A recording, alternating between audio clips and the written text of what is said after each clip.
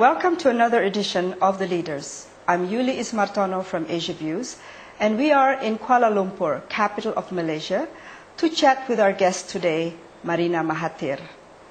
The Mahathir name is well known, not just in Malaysia, but throughout Asia. Marina, daughter of the former Prime Minister, Dr. Mahathir Mohamad, is a prominent figure in her own right. She is a journalist and a writer, and she has long campaigned for issues related to HIV/AIDS.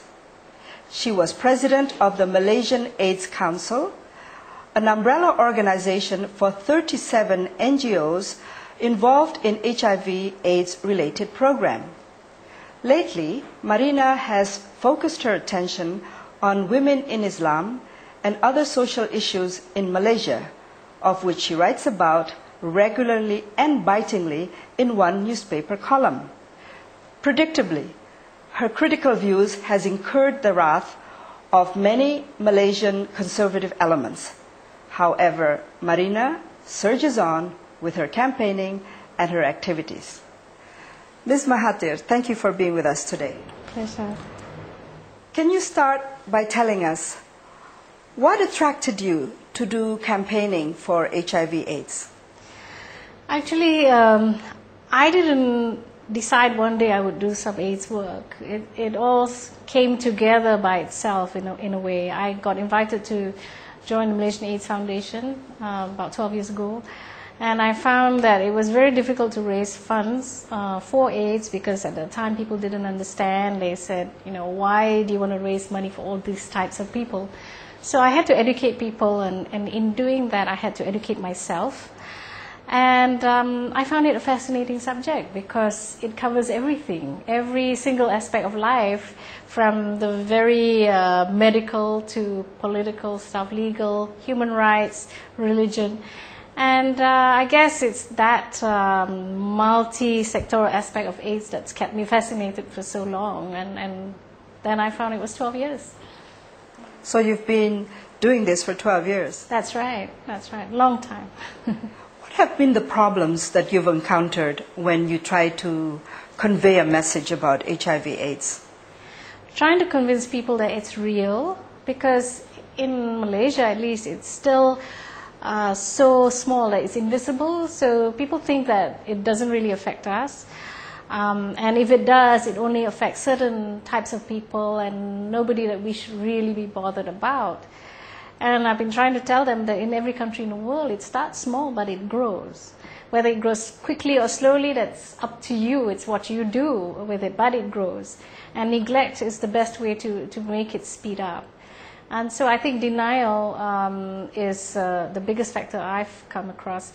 And related to that is, of course, a lot of stigma and prejudice towards people living with HIV and AIDS. And over the years, have you gained support? Has the government supported you in this? They have. They've been supporting us with a lot of financial aid for our NGOs working on the ground. They have taken some bold steps. This year we started the harm reduction program, which is the needle exchange programs, which is very, very bold for a country like Malaysia. But in other ways, I think there's a lot more that can be done, particularly with regards to protecting the human rights of people living with HIV and AIDS, talking more about what to do for women, because women are getting infected, and to do that you have to talk about women's rights, and all these other much more delicate and sensitive issues that people want to avoid. Without all that, I don't think we'll make much headway.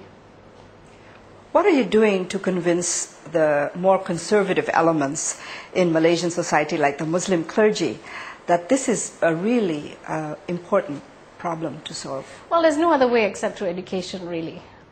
We've tried different approaches, including the approach of trying to speak to them in their own language, which failed miserably because I can't speak that language, and therefore, very easily they just pull me apart.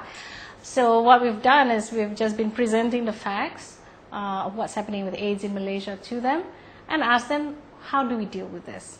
And many of them have responded very well. particularly those at the grassroots level, because it turns out that they've been facing this problem already, and they haven't known what to do about it. So they were very welcoming of workshops that we've done to educate them about facts about HIV and that sort of thing. It's led to a lot of discussion and dialogue, and we've worked with them to actually do a manual on HIV/AIDS from an Islamic perspective, and that's worked very well. But of course, there are still some, particularly at the upper echelons of the religious establishment, the conservative establishment, who say things that kind of set us back. And that's hard, because then we have to do a lot more work to counter these things, because people listen to religious leaders.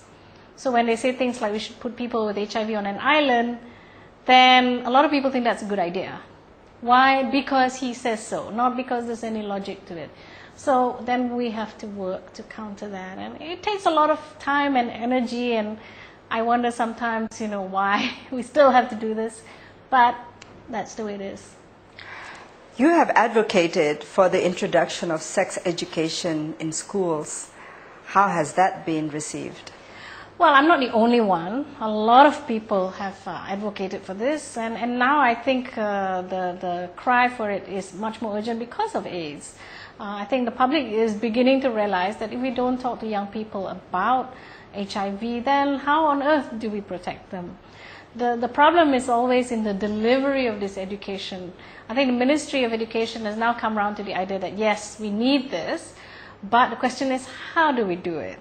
And that includes training of teachers so that they can handle a lot of these very, very sensitive questions that kids are bound to ask, and making sure that they can answer with confidence and authority.